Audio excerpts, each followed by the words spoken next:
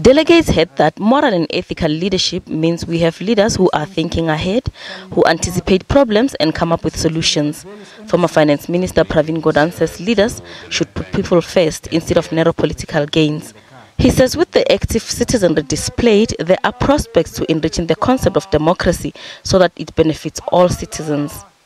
The second element of moral and ethical leadership in this context is to ensure that we put the citizens first rather than vested interests and narrow political interests first or sectional interests.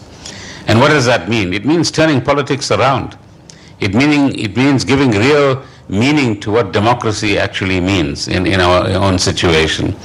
Democracy is supposed to mean, remember, that it's government by the people, for the people, and in the name of the people. And what democracy in fact has become is a rule of the few, for the few, whilst it is carefully disguised for the many. Religious leader Father Smangaliso Mkhacho says leaders should behave in a way that is beyond reproach. Behind the rhetorical question is the issue of trust deficit between leaders and the led. Together with lack of trust is the whittling away of moral authority that Ruel alluded to.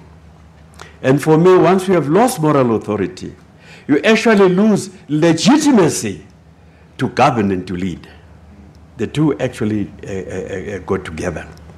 AKA Capital Chairman Ruel Khoza says as part of Institute of Directors, they have put together a value system they believe would serve to lead those in the corporate arena, abbreviated as ICRAFT. The I stands for integrity. You have to have integrity as part of your value system. The C stands for competence. Unless you are competent, please step aside. The R stands for responsibility. You are responsible to those that you purport to lead. The A stands for accountability. You have accountability. You don't just lead in limbo. You account to the nation if you are a national leader. You account to your corporation if you are a corporate leader. The F stands for fairness. If you are not fair, please step aside. And the T stands for transparency. We have seen a lot of opacity or opaqueness where our current leadership is concerned. You can't see through them. They actually don't avail themselves to talk to you. They actually maintain a distance and keep you away as they self-enrich to the point of being obese. We hope that one day they drown in their own fat. Speakers say to improve the standards of living, poor governance and corruption should be done away with and social justice promoted. Gloria Mosi, SABC News, Johannesburg.